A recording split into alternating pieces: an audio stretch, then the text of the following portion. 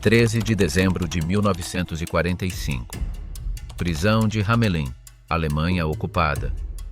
O frio da manhã penetra as paredes de pedra enquanto uma mulher caminha lentamente rumo ao cadafalso. Ela manca. Pesa apenas 45 quilos. Tem pouco mais de 1,5 metro de altura. Mas não se engane com a fragilidade aparente. O nome dela é Johanna Bormann.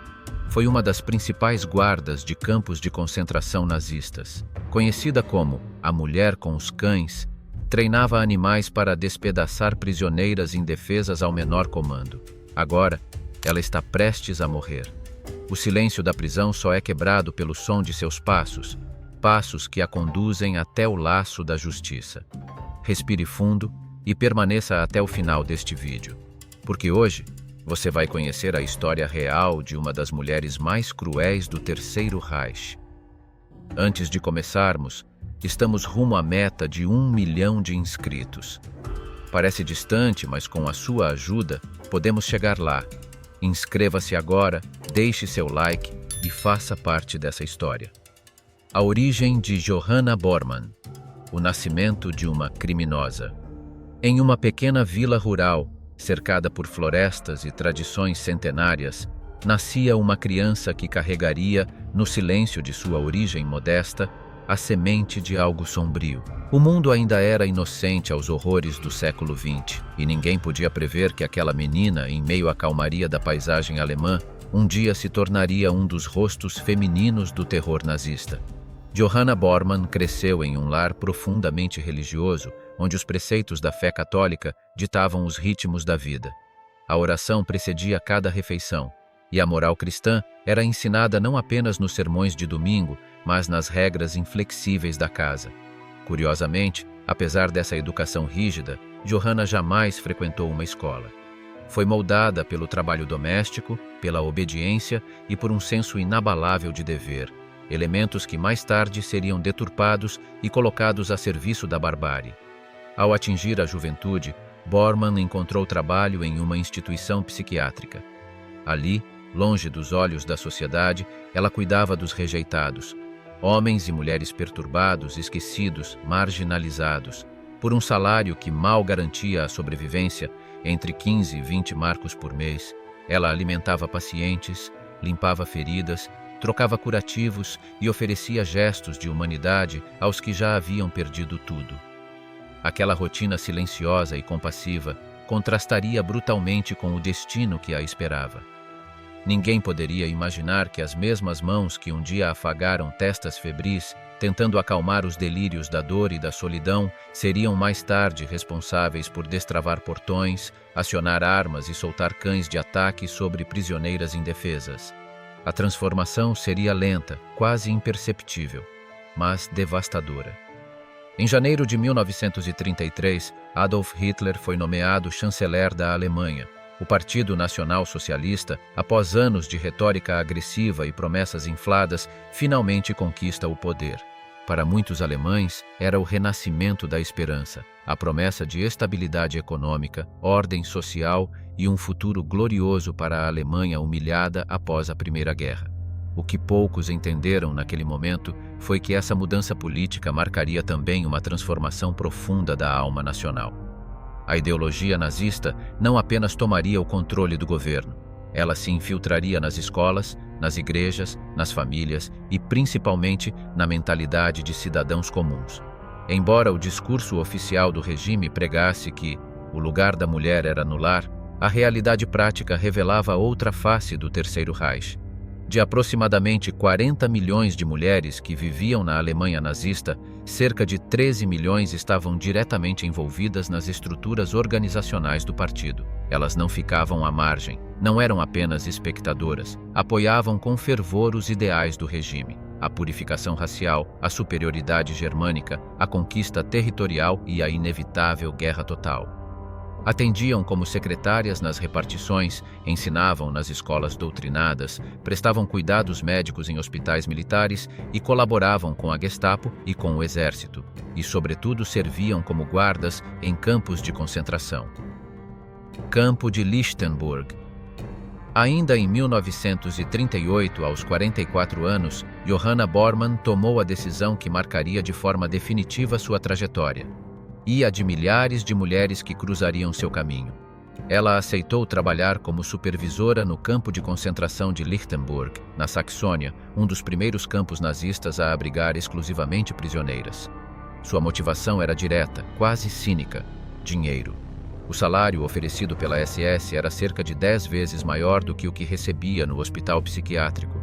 A escolha foi clara. A compaixão que um dia tivera algum espaço em sua vida foi abandonada sem hesitação. E em troca de algumas moedas com a efígie do Reich, ela se colocou a serviço da crueldade institucionalizada. O campo de Lichtenburg funcionava em um antigo castelo renascentista, uma estrutura imponente que, em outros tempos, simbolizara nobreza, arte e civilização. A ironia era amarga. Os mesmos corredores que um dia ecoaram música e elegância, agora retumbavam com gritos de dor e ordens brutais. Ali, sob a administração da SS, entre 1933 e 1939, o passado foi apagado e substituído por um regime de terror. Entre 1937 e 1939, o campo se dedicou exclusivamente à prisão de mulheres. E foi nesse contexto que Bormann encontrou sua nova função: as cozinhas. Um local estratégico dentro do sistema, onde ela decidia, com base em critérios próprios ou ordens superiores, quem receberia uma refeição e quem seria punida com a fome. Desde o primeiro dia, ela percebeu o que poucos tinham coragem de admitir. Ali, ela detinha um poder absoluto e silencioso. O poder de humilhar, de punir, de matar aos poucos. O poder de controlar a sobrevivência com a frieza de quem já havia vendido a alma. Campo de Ravensbrück. Avançamos para maio de 1939. O campo de Lichtenburg acabava de ser desativado e suas operações foram transferidas para um novo complexo, construído próximo a Berlim, Ravensbrück. Johanna Bormann seguiu junto, carregando nas malas não apenas seus pertences, mas a frieza adquirida em meses de obediência cega e violência calculada. Ravensbrück foi o único grande campo de concentração nazista criado exclusivamente para mulheres. Um local que, com o tempo, se tornaria um símbolo do terror feminino no Terceiro Reich, onde os gritos se perdiam entre cercas eletrificadas e a dignidade era sistematicamente aniquilada. Ao todo, cerca de 132 mil mulheres de diversos países da Europa foram deportadas para lá. Polonesas, russas, francesas, judias e sinti. Cada uma com uma história interrompida, uma identidade apagada, um futuro arrancado à força. Apenas 40 mil sobreviveram. As outras 92 mil jamais voltaram para casa. A estrutura de poder dentro do campo era mista. Os homens da SS ocupavam os cargos administrativos e de guarda, enquanto cerca de 150 mulheres, muitas delas voluntárias ou atraídas pelas boas condições de trabalho, atuavam como supervisoras. Era um microcosmo da ideologia nazista e também um centro de formação. Sob o comando sádico de Dorothea Binz, Ravensbrück se tornou uma verdadeira escola da violência. Ali, mulheres comuns aprendiam a se transformar em máquinas de repressão, técnicas de espancamento, métodos de tortura psicológica, estratégias de dominação. A cada nova turma treinada, mais dor era espalhada pelos campos do Reich. Aproximadamente 3.500 guardas femininas passaram por esse processo, levando consigo não só o uniforme, mas o veneno da crueldade institucionalizada. Johanna Bormann permaneceu em Ravensbrück por anos. Assim como em Lichtenburg, começou na cozinha, controlando rações e punindo com fome. Depois foi transferida para áreas de trabalho forçado, onde a exaustão física era tão letal quanto qualquer arma. Seu desempenho chamou a atenção dos superiores e ela foi promovida a um posto próximo à elite do sistema. Foi enviada para a fazenda de Oswald Pohl, Obergruppenführer da SS e administrador-chefe da rede de campos.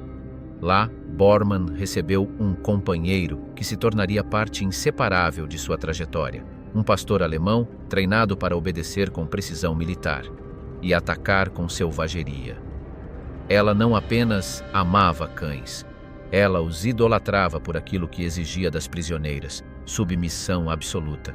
O animal se tornaria uma extensão do próprio sadismo de Johanna Bormann, um instrumento de medo que ela manejava com prazer. Chegamos ao dia 1º de setembro de 1939. A Alemanha começa a invasão da Polônia, dando início à Segunda Guerra Mundial. Em poucas semanas, o país é esmagado pela máquina de guerra alemã. Em meio à conquista, os nazistas começam a instalar campos de concentração no território ocupado. Entre eles, um nome que se tornaria sinônimo de extermínio, Auschwitz-Birkenau.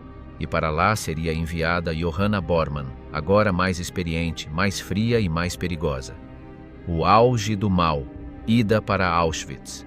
Johanna Bormann cruzou os portões de Auschwitz-Birkenau em outubro de 1942. Foi designada a seção feminina do campo, onde serviria sob as ordens de 3 figuras que já colecionavam histórias de terror: Maria Mandel, a comandante implacável, Margot Dreschel, fria e calculista, e Irma Grese, jovem, sádica e absolutamente devotada ao regime. Auschwitz não era apenas mais um campo. Era uma engrenagem cuidadosamente projetada para a morte em escala industrial. Os trens chegavam carregados de seres humanos e a seleção era imediata: trabalho forçado ou extermínio. O gás Zyklon B, os fornos crematórios, os paredões de fuzilamento e as injeções letais formavam uma rotina perversa e eficiente. Cada detalhe fora pensado para maximizar o número de mortos com o mínimo de resistência. Mesmo para os padrões dos campos, Auschwitz desumanizava. Transformava vítimas em números e algozes em peças de uma máquina cruel. E Johanna Bormann, que um dia fora enfermeira e dizia seguir os preceitos da fé católica, rapidamente deixou para trás qualquer sombra de moralidade que ainda carregasse. A atmosfera em Auschwitz corrompia até os mais resistentes. A lógica do campo não permitia neutralidade. Quem não matava, obedecia. Quem hesitava, caía. E Bormann, longe de hesitar, adaptou-se com espantosa rapidez e prazer. Foi nesse contexto que seu nome começou a ser murmurado entre as prisioneiras com medo e ódio. Um desses sussurros sobreviveu ao tempo. A sobrevivente Helena Copper diria mais tarde que Johanna Bormann era a pessoa mais odiada do campo. Um título nada pequeno em um lugar onde a crueldade era moeda corrente. Copper jamais esqueceu o primeiro ato de barbárie que testemunhou. Uma prisioneira corria pelas dependências do campo. Ninguém sabia ao certo o motivo. Talvez levasse uma mensagem, talvez fugisse de uma punição certa. Mas não chegou longe. Bormann a interceptou com a frieza de um predador que já conhecia cada centímetro da presa. Sacou algo do bolso, provavelmente um cacetete, e acertou um golpe violento com a mão direita. A mulher cambaleou. Johanna então agarrou seus cabelos e a lançou ao chão com brutalidade. Com a mão esquerda, segurava firme a coleira de seu pastor alemão. O animal rosnava, tenso, esperando o comando. Ela não hesitou, soltou o cão. A mordida veio rápida e cruel. As presas rasgaram pele e carne. Gritos de dor atravessaram o campo, mas ninguém ousava se aproximar. Bormann assistia em silêncio com expressão de prazer. O animal se lançou novamente sobre a mulher, dilacerando-a. Um dos seios foi praticamente arrancado. Quando tudo terminou, ela jazia imóvel, desfigurada, coberta de sangue. Um médico foi chamado, mas já não havia mais nada a fazer. 4 prisioneiras receberam a ordem de carregá-la numa maca até o bloco 25. No campo, todos sabiam o que o bloco 25 significava. Não era um hospital, era a antessala da câmara de gás. E Johanna Bormann ainda estava só começando. O ápice da crueldade. A essa altura, Johanna já não era apenas uma supervisora. Era um símbolo de autoridade cruel, temida em cada canto de Auschwitz-Birkenau. Sua presença bastava para silenciar grupos inteiros de prisioneiras. Mas o silêncio não impedia que os horrores fossem testemunhados, e mais tarde relatados por aquelas que, contra todas as probabilidades, sobreviveram. Uma dessas testemunhas descreveu um crime imperdoável no regime de Bormann: aparentar qualquer resquício de dignidade. Roupas em bom estado, um casaco remendado com zelo, sapatos ainda firmes nos pés, eram sinais de individualidade que precisavam ser esmagados. A punição vinha sem aviso. Bormann arrancava as roupas dessas mulheres com fúria, deixando-as nuas diante das outras prisioneiras, expostas ao escárnio e à humilhação. Depois, as forçava a realizar exercícios extenuantes sob o sol escaldante do verão ou no gelo cortante do inverno até que caíssem. Quando já não conseguiam mais se mover, exaustas, famintas, congelando ou queimando sob o céu indiferente, Bormann desferia golpes com um bastão de madeira ou de borracha. Batiam com brutalidade nas costas, nas pernas, na cabeça. Cada pancada ecoava no pátio como um lembrete do poder absoluto que ela exercia. Mesmo quando o sangue manchava o chão, mesmo quando os ossos já estavam fragilizados e a consciência se apagava, ela continuava a bater, e chutava, e ria. O nome de Dora Silberberg aparece nos registros dos julgamentos do pós-guerra como uma das testemunhas mais impactantes. Ela não apenas sobreviveu, ela lembrou. Lembrou dos nomes, dos rostos, das dores. Dora trabalhava em Auschwitz, ao lado de sua amiga inseparável, Rachela Silberstein, uma jovem judia de 21 anos, natural de Lodz. Rachela era inteligente, gentil, cheia de esperança, apesar de tudo. Mas um dia, gravemente doente, mal conseguindo se manter de pé, Rachela precisou ser carregada até o local de trabalho por outras prisioneiras. Dora tentou fazer o impensável naquele ambiente, interceder por ela. Quando informou a Bormann que a amiga não tinha condições de trabalhar, a resposta veio em forma de soco. Um golpe seco no rosto, que quebrou 2 dentes de Dora e a fez cuspir sangue. Ela foi forçada a continuar trabalhando, atordoada pela dor e pelo choque. Mas o pior estava por vir. Bormann voltou sua atenção para Rachela, que jazia no chão, ofegante. E então, como já fizera tantas vezes, soltou seu cão. O pastor alemão avançou, mordeu com ferocidade a perna da jovem, arrastando-a pelo pátio até que ela desmaiou de dor. Quando voltou à consciência, 10 minutos depois, Rachela mal conseguia respirar. Sua perna já apresentava sinais de necrose. Foi levada por outras 4 prisioneiras até a enfermaria. Dias depois, Dora recebeu a notícia. Rachela estava morta. Mais uma vida jovem apagada sem motivo. Mais uma história interrompida pela crueldade sem rosto, mas com o nome Johanna Bormann. Outro testemunho crucial foi o de Ilka Malachowska, que revelou uma face ainda mais sombria da atuação de Bormann, sua participação direta nas seleções para as câmaras de gás. Ilka e sua irmã Ida trabalhavam no mesmo comando de trabalho forçado. Era janeiro de 1943, uma manhã gelada. Antes do início das atividades, as prisioneiras foram enfileiradas para mais uma seleção. Aquele ritual silencioso onde se decidia quem ainda era útil e quem não valia mais o esforço. Bormann caminhava entre as mulheres com os olhos duros. De um total de 150 prisioneiras, ela escolheu 50 para a morte.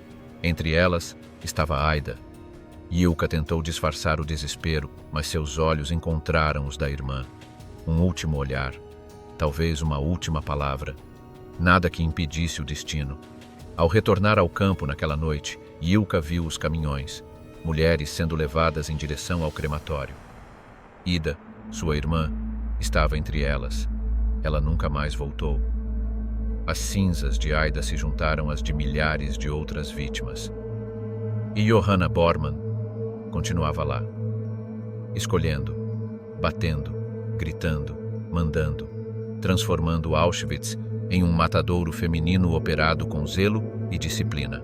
Novas transferências. Com o avanço dos aliados e o colapso progressivo da Frente Oriental, os nazistas começaram a reorganizar seus campos de concentração. Mesmo diante da ruína iminente, a máquina de morte não desacelerava, apenas mudava de forma e endereço. Johanna Bormann foi transferida para o campo auxiliar de Hindenburg, na Polônia ocupada.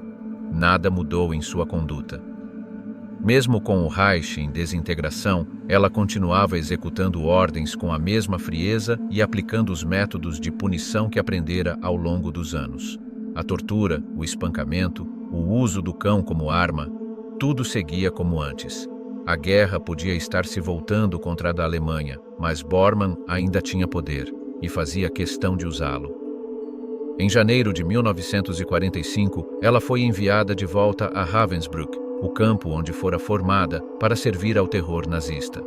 Mas aquela estadia seria breve. Em março, Bormann recebeu sua última designação, Bergen-Belsen, um campo que logo entraria para a história como um dos mais degradantes e apocalípticos de todo o Holocausto. Ao fim de julho de 1944, Bergen-Belsen abrigava cerca de 7.300 prisioneiros. Apenas 5 meses depois, em dezembro, esse número havia mais que dobrado, 15.000 almas amontoadas em instalações precárias. Em fevereiro de 1945 já eram 22.000, e em abril, quando os britânicos finalmente libertaram o campo, havia mais de 60.000 prisioneiros, em sua maioria à beira da morte. A superlotação era resultado direto da evacuação apressada dos campos mais a leste, enquanto o Exército Vermelho avançava. A essa altura, Bergen-Belsen deixara de ser apenas um campo de concentração. Era um túmulo coletivo a céu aberto. Os alimentos praticamente desapareceram nos últimos meses da guerra. A água potável era escassa, os banheiros insuficientes e as condições sanitárias simplesmente inexistentes. A lama, os dejetos e os cadáveres se acumulavam em todos os setores. Com a fome e o frio vieram as doenças: tifo, tuberculose, disenteria, febre tifoide. Os corpos não eram mais enterrados, eram empilhados. Dezenas de milhares morreram nos primeiros meses de 1945, transformando o campo em algo que muitos sobreviventes descreveriam como o próprio inferno. Nesse cenário de caos absoluto, Bormann foi encarregada de uma área que simbolizava cruelmente sua natureza: o chiqueiro entre os setores masculinos. Ela alimentava porcos enquanto mulheres e crianças morriam de fome ao seu redor. A metáfora era grotesca, mas real. Mesmo nos últimos dias da guerra, ela não cessou sua brutalidade. O prisioneiro Dr. Peter Leonard relatou 2 episódios ocorridos em março de 1945, poucas semanas antes da libertação. Na primeira vez, viu Bormann espancar uma jovem com violência por roubar alguns legumes, provavelmente o último gesto desesperado de alguém tentando sobreviver à fome. Na segunda, ela agrediu com socos outra mulher que teria tentado pegar roupas velhas, talvez apenas buscando se proteger do frio cortante. Macari tentou se afastar, mas ainda viu parte da cena. Bormann chutando, esmurrando, gritando, como se a guerra ainda estivesse vencida, como se o Reich ainda fosse eterno. Mas não era. Está achando essa história impactante? Então aproveite este momento para se inscrever no canal, ativar o sininho das notificações e deixar o seu gostei. Isso nos ajuda muito a continuar produzindo conteúdos como este. Se quiser ver mais casos como o de Johanna Bormann, comente "Quero mais histórias" aqui embaixo. Seu apoio é essencial para manter esse projeto vivo. Tudo certo? Então vamos juntos acompanhar os momentos finais de uma das mulheres mais cruéis do nazismo. O fim de Johanna Bormann. Libertação de Bergen-Belsen. 15 de abril de 1945. As tropas britânicas finalmente atravessaram os portões de Bergen-Belsen e encontraram o próprio abismo da humanidade. Diante de seus olhos, 60.000 prisioneiros vagavam como espectros em meio a pilhas de cadáveres apodrecidos. Eram homens, mulheres e crianças reduzidos a ossos cobertos por pele, muitos deles sem forças sequer para levantar a cabeça. O campo inteiro exalava um cheiro nauseante de decomposição, suor e excremento. O chão, encharcado de lama e sangue, parecia pulsar com os ecos da morte. As câmeras britânicas, registrando tudo, capturaram imagens que marcariam para sempre a memória coletiva do mundo. Corpos esqueléticos empilhados como lenha. Crianças morrendo nos braços das mães. Sobreviventes que, com olhos vazios e corpos consumidos, pareciam caminhar já do outro lado da vida. Para os soldados britânicos, veteranos endurecidos por anos de combate, nada os havia preparado para aquilo. Homens que enfrentaram bombardeios, trincheiras e tiroteios nas praias da Normandia agora choravam diante da devastação silenciosa de Bergen-Belsen. A guerra, até então feita de tiros e explosões, ganhava ali um novo significado: o da destruição sistemática do ser humano. Em meio a esse inferno, uma cena revelava uma ironia cruel. Johanna Bormann, até então responsável pelo setor do chiqueiro, havia alimentado 52 porcos com uma dieta regular de purê de batatas e beterrabas. Esses porcos recebiam mais cuidados, mais comida e mais atenção do que os prisioneiros do campo. Assim que a notícia se espalhou, os sobreviventes, em desespero, abateram os animais e consumiram a carne. Era a vingança da fome. A resposta daqueles que haviam sido tratados como menos que animais. 17 de abril de 1945. 2 dias após a libertação, Johanna Bormann foi presa pelas forças britânicas. Encontraram-na ainda em uniforme e, ao lado dela, como sempre, estava seu pastor alemão, companheiro silencioso de incontáveis atos de crueldade. Ao receber a ordem para entregar o cão, Bormann pareceu genuinamente surpresa. Era como se jamais imaginasse que alguém pudesse lhe negar algo. Talvez fosse a primeira vez na vida em que enfrentava a perda de controle, a negação de um direito que achava ter. O cão foi confiscado, levado pelas autoridades. Nunca mais serviria como instrumento de tortura. Nos dias seguintes, os britânicos evacuaram o campo, tentando salvar quem ainda podia ser salvo. Mas para muitos, a ajuda chegara tarde demais. Mais de 13.000 prisioneiros morreram mesmo após a libertação, vencidos pela fome, pelas infecções, pelo tifo, pelo colapso do corpo e da alma. O campo, então, foi incendiado. Os barracões, os alojamentos, os locais de trabalho forçado, todos destruídos para impedir a propagação de doenças. O fogo consumiu madeira, metal, uniformes, mas não apagou a memória do que ali havia acontecido. Durante sua existência, Bergen-Belsen foi palco de ao menos 50.000 mortes. Um cemitério sem lápides, um símbolo do fim do nazismo e do que o ser humano é capaz de fazer quando se rende ao ódio. Johanna Bormann esteve lá, supervisionou, bateu, gritou, mandou matar. Suas mãos estavam cobertas pelo sangue de inocentes. Mas agora, seu tempo de comando terminava. E pela primeira vez, ela ouviria ordens que não poderia recusar. A próxima parada seria o tribunal. Julgamento de Belsen. 17 de setembro de 1945. Meses após o fim da guerra, o mundo começava a olhar para os escombros não apenas com espanto, mas com sede de justiça. Foi nesse contexto que teve início o julgamento de Belsen, um dos primeiros esforços concretos para levar criminosos de guerra nazistas ao banco dos réus. A barbárie nazista, por fim, enfrentaria o veredito da civilização. Entre os acusados estava Johanna Bormann, sentada ao lado de outras figuras conhecidas da crueldade feminina nos campos. Não mais com seu uniforme da SS, nem acompanhada do fiel cão treinado para matar. Agora, diante de juízes, promotores e sobreviventes, ela era apenas uma mulher, acusada de crimes contra a humanidade. O tribunal foi montado em Lüneburg, Alemanha, próximo ao campo de Bergen-Belsen. Ali, não se julgavam apenas ações individuais, mas o próprio mecanismo de desumanização criado pelo regime nazista. O mundo queria entender, o mundo queria punir. Quando confrontada com os inúmeros depoimentos sobre suas ações em Auschwitz, Ravensbrück e Bergen-Belsen, Johanna Bormann adotou uma postura que chegou a chocar os juízes veteranos do Tribunal Militar Britânico. Em vez de expressar arrependimento ou sequer desconforto, limitou-se a dizer que não entendia por que havia tantos testemunhos contra ela. Sua estratégia de defesa baseou-se na negação sistemática. Negou cada acusação com frieza, como se os relatos fossem invenções. Disse que jamais havia cometido atos de brutalidade deliberada. Apenas, ocasionalmente, teria dado tapas no rosto ou ouvido de prisioneiros que, segundo ela, haviam desobedecido ordens, como se isso fosse normal, como se bastasse. Negou também ter participado das seleções para as câmaras de gás. Afirmou nunca ter presenciado nenhuma. O que, se fosse verdade, faria dela a única pessoa em Auschwitz que não sabia o que acontecia ao seu redor. Quanto ao cão, disse que era apenas um animal de estimação.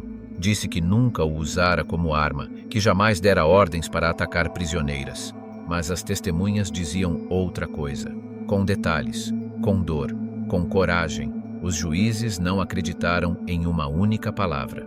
As evidências eram extensas, os testemunhos diretos e profundamente consistentes. Os depoimentos que citamos durante o vídeo não deixaram dúvidas.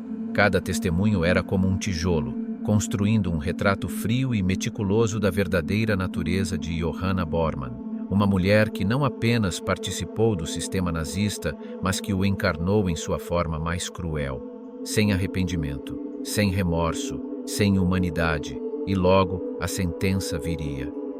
Com o peso da história e com o silêncio dos mortos como testemunha. Sentença e execução. Dia 17 de novembro de 1945. No Tribunal Militar Britânico em Lüneburg, foi finalmente proferida a sentença. Johanna Bormann foi condenada à morte por enforcamento. Para os sobreviventes dos campos de concentração, para as famílias destruídas e para o mundo que testemunhava atônito os horrores revelados, foi um momento de alívio e justiça. Uma das criaturas mais cruéis a servir no sistema nazista enfrentaria, enfim, as consequências dos próprios atos. Antes da leitura final, o Major Leonard, nomeado para a defesa, ainda tentou um último gesto: pintar Bormann como uma mulher solitária, frágil, desesperada, que apenas fazia o que precisava para sobreviver. Mas o tribunal não se comoveu. A sobrevivência não justifica a tortura. O desespero não explica o sadismo. E a solidão jamais será desculpa para o assassinato. Johanna Bormann foi transferida para a prisão de Hamelin, onde aguardaria a execução. Lá, em um prédio frio e silencioso, passaria seus últimos dias. A responsabilidade por cumprir a sentença recaiu sobre Albert Pierrepoint, o notório carrasco britânico, conhecido por sua precisão quase clínica ao conduzir execuções. Quando deixou o tribunal, Bormann parecia em transe, não apelou da sentença. Talvez soubesse que nenhum argumento poderia apagar o que ela havia feito. Nenhuma mentira podia mais protegê-la. Na prisão foi mantida em uma cela individual, próxima ao cadafalso erguido especialmente para os condenados de Belsen.